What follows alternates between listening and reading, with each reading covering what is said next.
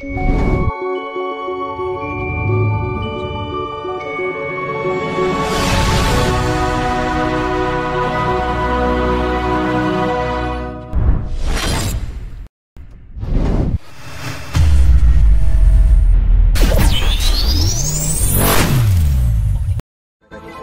Semeru.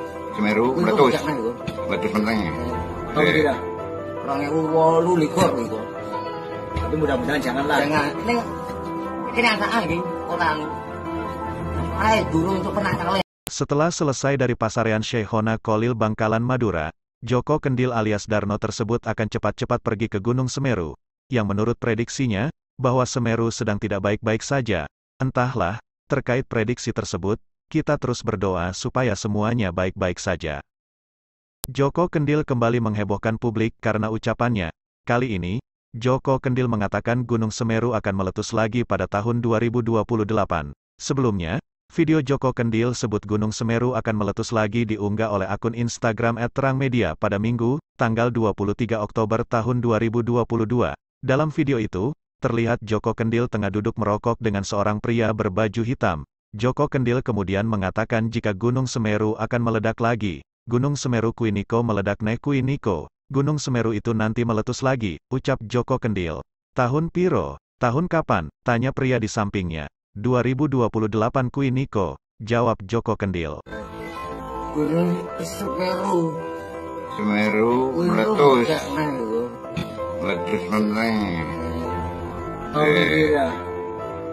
2028 niku. Tapi mudah-mudahan janganlah. Jangan. Ning kenyataan iki orang ae durung. Gunung Semeru Kuiniko meledak nih Kuineko. Gunung Semeru itu nanti meletus lagi, ucap Joko Kendil. Tahun piro? Tahun kapan? Tanya pria di sampingnya. 2028 Kuineko, jawab Joko Kendil. Tapi mudah-mudahan jangan, timpal pria berbaju hitam. Ning kenyataan iki, masalahnya durung entok penangkale aku ki. Tapi kenyataan ini, masalahnya belum ketemu penangkalnya aku. Joko Kendil lalu berpesan kepada semuanya supaya terus bersolawat. Pokok ojo turu sore, diakehi solawatan. Pokoknya jangan tidur sore, dibanyakin solawatnya. Video pernyataan Joko Kendil ini pun mendapat banyak komentar dari netizen.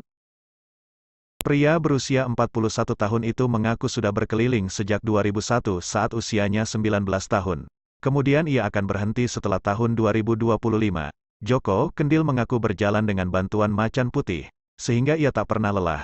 Joko Kendil mengatakan jika ia mendapatkan macan itu dari gurunya dengan melalui puasa, sedangkan nama Joko Kendil sendiri merupakan nama pemberian gurunya, Syekh Hadi Guntur. Joko Kendil sendiri merupakan murid dari Sunan Kalijaga. Setelah mengambil tongkat di Muria, ia akan melanjutkan perjalanan ke Mantingan, Jepara. Meskipun hidup di jalan, namun Joko Kendil tak melupakan kewajibannya salat. Dia juga berpesan kepada semua orang supaya terus beribadah sama Allah Subhanahu wa Ta'ala.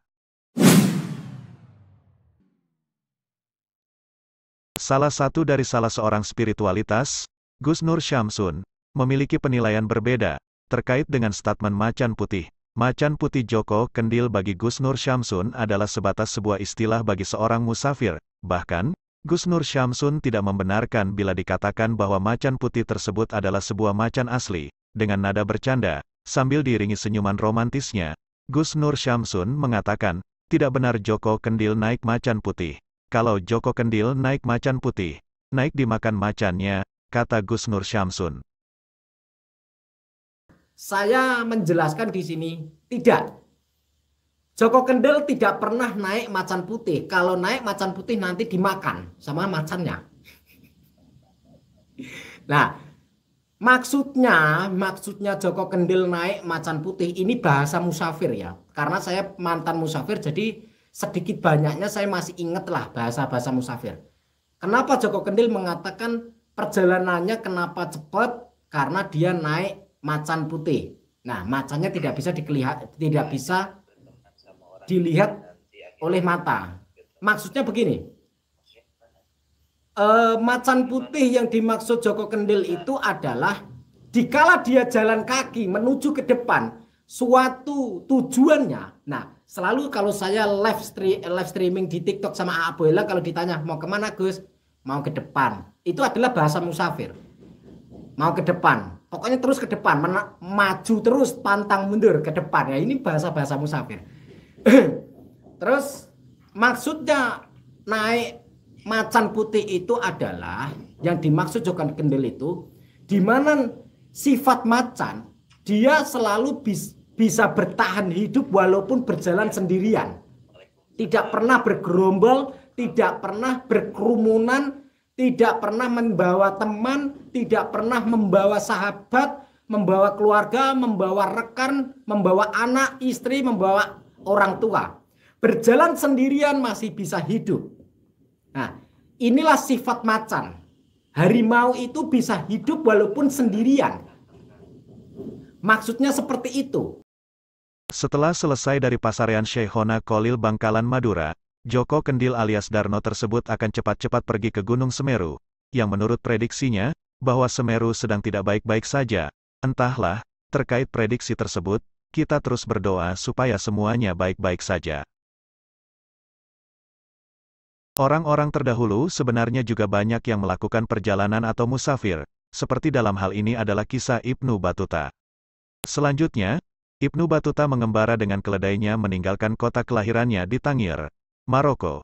Ia pergi seorang diri ke arah timur di sepanjang wilayah Afrika Utara, melewati lembah sungai dan daratan-daratan kering yang diapit serangkaian pegunungan. Tujuanku untuk berziarah ke Ka'bah, di Makkah, dan untuk mengunjungi makam Nabi, ungkapnya dalam khutbah. Ketika meninggalkan rumah, Ibnu Battuta berusia 21 tahun. Gairahnya berpetualang ke dunia luar begitu membara. Ia berharap bisa belajar lebih banyak. Menurut Ross Edun, sejarawan San Diego State University, dalam petualangan Ibnu Battuta, seorang musafir muslim abad 14, Ibnu Battuta tak lebih sebagai musafir kesepian yang berhasrat bergabung dengan siapa saja yang dapat menerimanya sebagai teman. Setelah 2 atau 3 pekan, Ibnu Battuta beroleh kawan seperjalanan. Bersama pedagang Ifriqiya, kini, Tunisia, ia tiba di pelabuhan Algier. Ini adalah pemandangan Laut Tengah yang pertama kali baginya. Selama beberapa kali perjalanan, Ibnu Battuta beruntung terhindar dari para penyamun. Ia sering mampir di beberapa tempat, salah satunya untuk menunggu musim haji. Hampir 1,5 tahun kemudian, ia dengan senang memasuki lembah sempit Makkah yang berwarna coklat. Ia segera menuju rumah suci yang tak terlukiskan itu. Setelah tujuan naik haji tercapai, Ibnu Battuta pergi ke Baghdad bersama peziarah asal Irak. Tujuan pengembaraannya bukan lagi religi, tapi petualangan.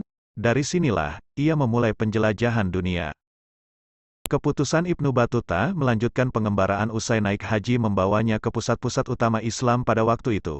Bahkan, ia sampai ke perbatasan dunia Islam di Asia, India dan Cina, dan Afrika. Mali, Abu Abdallah Muhammad ibn Muhammad ibn Ibrahim al-Lawati ibn Battuta lahir pada tanggal 25 Februari tahun 1304. Ia besar dalam keluarga keturunan suku Berber yang terkenal dengan nama suku Lawata. Orang tuanya masih hidup ketika ia meninggalkan Maroko. Ia dan beberapa keluarganya mendapat pengajaran ilmu hukum. Selama tahun-tahun masa remajanya, ia memperoleh nilai-nilai dan kepekaan seorang lelaki yang berpendidikan. Tulis Dun. Pada abad ke-14, Tangier bukanlah pusat kegiatan pendidikan di Afrika Utara. Waktu Ibnu Battuta tumbuh, kota ini belum punya lembaga pengajaran, yang baru didirikan oleh penguasa baru, dinasti Marinid.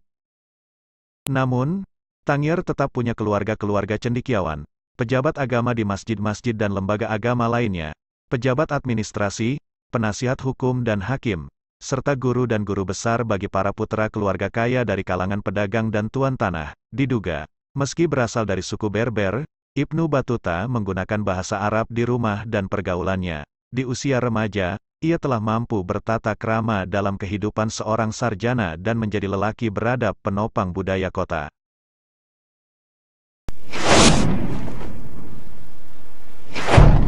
Darno atau musafir Joko Kendil viral ini sepertinya memiliki tujuan mulia tersebut. Ia telah melakukan pengembaraan dari beberapa tempat. Selain daripada itu, ia juga menargetkan tempat-tempat religi, seperti pasarean Syekhona Kolil Bangkalan Madura, dan lain-lain sebagainya. Terima kasih telah menonton channel ini. Semoga channel ini terus memberikan sajian menarik. Karena itu,